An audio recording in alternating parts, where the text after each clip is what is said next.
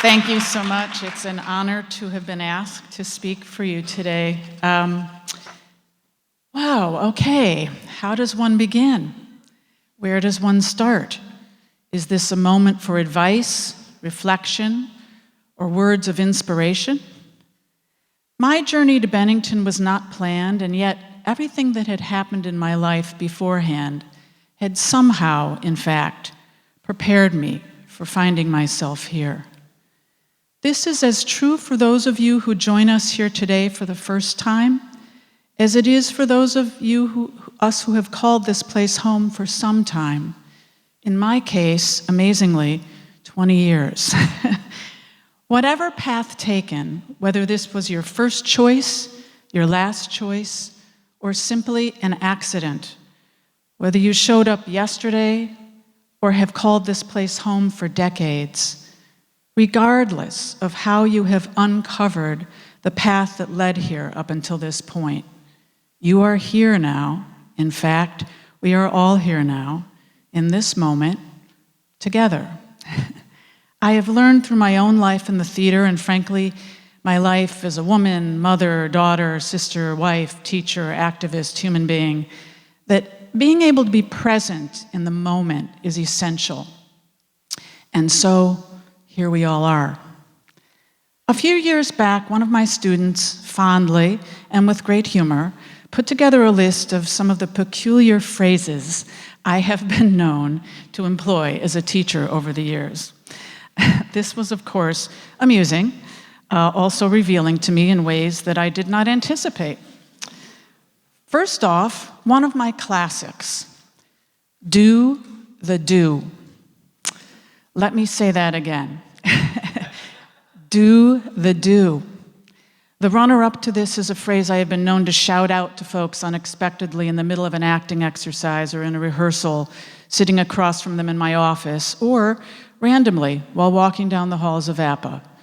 Now, not 10 minutes from now, but now. Let's break this down. What the heck does it mean to do the do? Firstly, doing the do is all about the doing, not about the result. It requires a great leap of faith and a willingness to make a complete fool of oneself much of the time. The brilliant theater director and teacher Anne Bogart said in her book, A Director Prepares, "Embarrassment is a teacher." A good actor risks embarrassment in every moment. There is nothing more thrilling than to be in a rehearsal with an actor who is willing to set foot into embarrassing territory. The uneasiness keeps the lines tight. If you try to avoid being embarrassed by what you do, nothing will happen because the territory remains safe and unexposed. Embarrassment engenders a glow and a presence and a dissolving of habit. I would encourage you to not be afraid to dissolve some of your habits, the ones you may have been holding on to for dear life or have been told you needed, the habits you have brought with you as a form of baggage, a method of self-defense, or a badge of survival. You may rediscover how necessary they are for you over time, but for now, question them, interrogate them, and let some of them dissolve. Doing the do is at its heart an inquiry. We long to find something out, to understand something that puzzles or intrigues us. And here at Bennington, this inquiry is not simply theoretical or reflective, but active. Don't know how to do something? Try to do it, and you will begin to find out. This may sound irresponsible or somewhat arrogant on its own merits, but built into the practice of doing is the necessity of being prepared. And this means one must strive to be good at research and develop a daily practice so that one is ready. What is research and what is practice? I have found over the years that my students often look at me with blank stares when I talk to them of what being prepared means. It is as if I am reaching towards them with a very large tablespoon of cod liver oil, unpleasant, but somehow necessary. I actually believe the opposite. Research and practice can and should be an intuitive as well as rigorous task. Find your way in, and then apply yourself. Often, as an actor and a child of two jazz musicians, the way in for me has been through listening to music. Miles Davis is my go-to when doing Chekhov. Mozart, my go-to for the plays of Tennessee Williams. Most of the time, my choices are not literal, they are nonlinear. They don't necessarily make sense, but instead come from an intuition that reflects the interior life of the play beginning to come to life within me. Not all research needs to be simply an intellectual exercise, but instead, it can actually be a form of embodiment. The great actress and teacher, Stella Adler, a quintessential New Yorker, used to say, "If you want to learn how to become an actor, go to the Met and look at the paintings. Head down to the Village and take in some live jazz." Research and practice is a way of discovering and then planting the seeds of your own imagination. Regardless of how one finds oneself preparing for the act of creation, there is no substitute for time on your feet, actually doing the thing, rather than thinking about it, doing it. There is really nothing hypothetical about action. Sometimes being prepared for the doing will require you to sit down with an important book and actually read it. Not the footnotes, not the online Wikipedia summary, not the movie version, but the book itself, its actual pages. One simple bit of Benningtonian advice I give to you now. Seek out Crosset Library. Right? It's true. It is like the kitchen table of this place where everyone has a seat. At Crosset, the process of research and preparation is far from a dead or dry practice, but one that is quite lively and intuitive and filled with amazing works of art, music, writing, and community. Years ago, one of my favorite students, who has remained a friend, had arrived straight from the streets of Bushwick on a special theater scholarship and had found himself here in the Green Mountains of Vermont. He was a brave, gifted young man who came here with much life experience and stunning survival chops, but little in the way of academic preparation. It became clear to me in a very short time that despite his enthusiasm, he wasn't doing any of the required reading for my class, and in particular, readings that had been put on reserve at the library. I had a feeling I understood the subtext of what was at play for him, and so one day, after our class, I asked him to follow me gently, without explanation. He walked in silence as we both walked over to the Crosset Library, and I went to the front desk. I did my best impersonation of a student asking for help in finding the reserve materials, finding the computer banks, the printers, the study tables, the comfortable reading nooks, the bathroom. I did all the library things that many of us take for granted and feel entitled to. For some of you, knowing how to find the resources you will need here will not come easily or intuitively. Perhaps, like me, when I was your age and began studying at conservatory, or like me when I began teaching here, actually, you will feel out of place or like an imposter. We come from many different places to arrive here together. Some of us speak different languages or come from faraway lands or grew up with no money for books or a means of accessing a good library. Some of us barely made it here and are going to have a heck of a time staying put.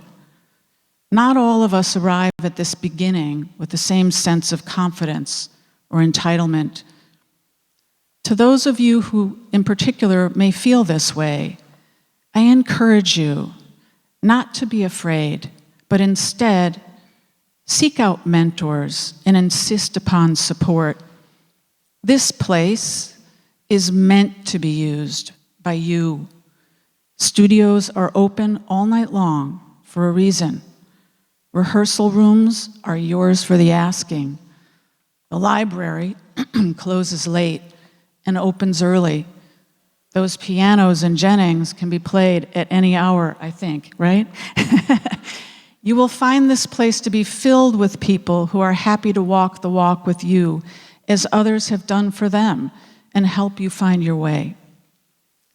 Doing the do, whether it is a simple movement in your torso that you have discovered in a dance class, or a way of embodying a character as part of a dramatic scene, a particular beat you are mastering in a drumming class, an experiment you are designing in a laboratory, or words that become ink on the page for you, conveying your inner longings or intellectual musings as you write an essay, a poem, a play. In so many ways during your time here, you will learn to do the do. Regardless of the form, creating is required and involves personal courage and a willingness to be vulnerable. By sharing something you have created, you engage the world. And this kind of engagement is not the same as the essay about the thing, or the PowerPoint about the thing, or the test quizzing you on your understanding of the thing. It is the sharing of the thing itself in all of its rawness and aspiration. It is hope in practice. A powerful example of this comes from a new hero of mine, climate activist Greta Thunberg, who said while speaking to the UK House of Parliament, "Sometimes we just simply have to find a way. The moment we decide to fulfill something, we can do anything. So the decision is yours. And once you make it, trust me, the community here will engage you." When I first became a member of the Actors Studio 40 plus years ago and learned that all I had to do to get up and work in the acting unit was to sign myself up, no permission required, I did not hold back. Despite my great fear, I signed up for that acting session every single week, it seemed. If someone had to cancel, I was the first on the sub-list to fill in for them at a moment's notice. Paul Newman, who was the president of the studio for many years, once said that if you could survive working for the eccentric folks at the Actors Studio, you could survive anything. And I am really living proof of that fact. Much of the time, particularly at the beginning, I was so racked with fear that I could barely stand up straight. My voice on stage was a whisper. My heart raced continuously to the point in which I actually thought I was having a heart attack. If asked what my action was, my truthful answer might have been to stay alive until the end of the scene.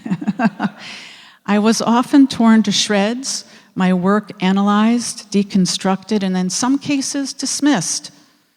I kept coming back. Something in me got stronger. I learned to listen to my own voice. Once I began to hear that voice and trust it, I became actually able to communicate better. I began sharing more of my ideas, my intellectual points of view, and more importantly, I became less afraid of asking questions. I was able to not only love the questions themselves, as the poet Rilke suggests, but to find the words to communicate these questions out into the world in my own voice, at first trembling, but gradually stronger and more clear. Many of us, particularly those of us who come from any marginalized population, often struggle with allowing ourselves to publicly not know, to have questions, ideas, and differing opinions, and not be afraid to voice them. We may find ourselves sitting in a classroom, walking through a gallery, or at a meeting, or in the audience of a play or performance, feeling a strong urge to question or challenge others in the room. In my experience as a woman in a world that remains so fundamentally patriarchal, I struggle with having the courage sometimes to honestly communicate to others.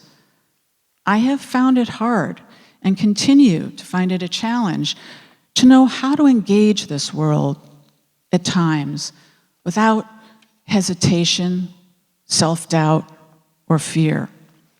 I know I am not alone. And so I would like to take this moment to convey to all of you who are used to being othered, who are not treated equally in this society due to the color of your skin, your gender identification, your sexuality, your economic status, your background, your disabilities, your place of origin, that Bennington is far from perfect, but it is a place in which there is an authentic commitment to having the necessary conversations of our times. It is a place in which commitment to equity matters. Though this commitment is strong, I personally have had to bear witness at times to many folks here finding themselves in this physically beautiful place, yet dealing with the ugliness of bias, microaggression, and in some cases, overt racism. Certainly, these times we are living in right now have emboldened the most toxic elements living within communities everywhere, and the Bennington community is not exempt. Southern Vermont has a long history of denial over its own pervasive whiteness, bias, and racism. The land of Ben and Jerry's, Bernie Sanders, and civil unions is also home to one of the worst opiate addiction problems in the nation. And if you look beyond the idyllic tree-lined main streets and beautiful vistas, you will find a state that struggles with poverty and lack of opportunity in many profound ways. Bennington College itself is a community that is both gifted and entitled in its position, and thankfully, not a bubble on the hill, gated from the community it calls home. Over the years, and most recently through some of the amazing programs developed through CAPA, the college has engaged with the larger community through action. The college, as an institution, is also committed to doing the do. I believe it is so important, even here at Bennington, to seek out allies if and when you need them, and to become good allies for others whenever you see the need and are asked. Bennington can be intense. It's an eat your Wheaties kind of place, actually, which, by the way, is another one of my strange expressions that made it into that infamous list. What I mean by this expression is fortify yourself. Take care of yourself. Or as my grandmother used to say, eat 3 squares a meal and make sure to get some sleep. At Bennington, you will be asked to go the extra distance, to roll up your shirt sleeves and get to work. Many of us can waste a lot of time talking about the work we are hoping to do, rather than actually doing it. I remember a semester when the drama faculty had a guest playwriting teacher, Samuel Hunter, who won the MacArthur Genius Award for playwriting. He was a gifted writer and a mentee of the brilliant Sherry Kramer, who teaches playwriting here. And he had offered to fill in for Sherry during one of her sabbaticals. I remember one of his students that term in particular, a bright, provocative, passionate young woman who was also one of my advisees. She would come and visit Sam often during office hours and talk to him about the plays she was planning on writing. Somewhere around the middle of the semester, midterm grades were handed out, and she came into my office, confused, angered, and in tears. She had received a poor to mediocre midterm review. I encouraged her to talk to Sam and find out why.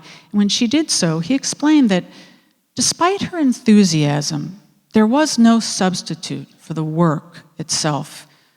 She was stuck in a vicious cycle of preparing for the moment when she would actually be ready to do the thing, to actually write the play, to actually take the plunge. His gift to her in giving her an honest review was letting her know that one must ultimately do the do, rather than merely talking about it. Kim Stanley, one of my greatest acting teachers, said, "I have always thought about talent a lot, just as I've always thought about faith a lot. I used to think that talent and faith were things you had or you didn't. That was that. But as I got older and I went through a lot of things, I came to see or to feel that we all have the capacity for talent and for faith. But these seeds, if you will, need to be found and developed. A demand must be made upon them.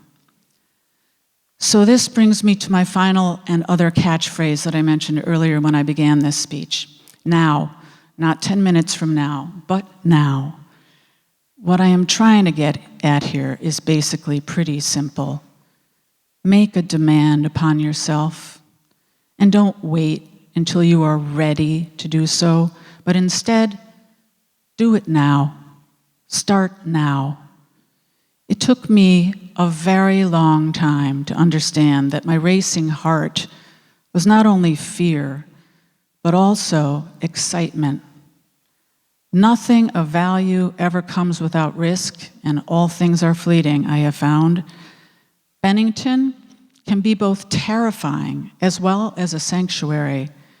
Trust that you will find your unique way through and make it your own somehow. Throw out the alarm clock on the results, but don't wait for the right time to begin. The philosopher Martin Buber once stated, "I do not accept any absolute formulas for living. No preconceived code can see ahead to everything that can happen in a person's life. As we live, we grow, and our beliefs change. They must change. So I think we should live with this constant discovery. We should be open to this adventure in heightened awareness of living. We should stake our whole existence on our willingness to explore and experience, or as I would say, much less brilliantly, certainly, do the do now, not 10 minutes from now, but now." I am so excited to see the contributions you will make over these next few years, and on behalf of all the faculty here at the college, extend a real welcome and a thank you for joining us. And I now invite all those wonderful musicians. Michael, you're leading us out to somewhere to the Student Center with another piece. Thank you so much and welcome.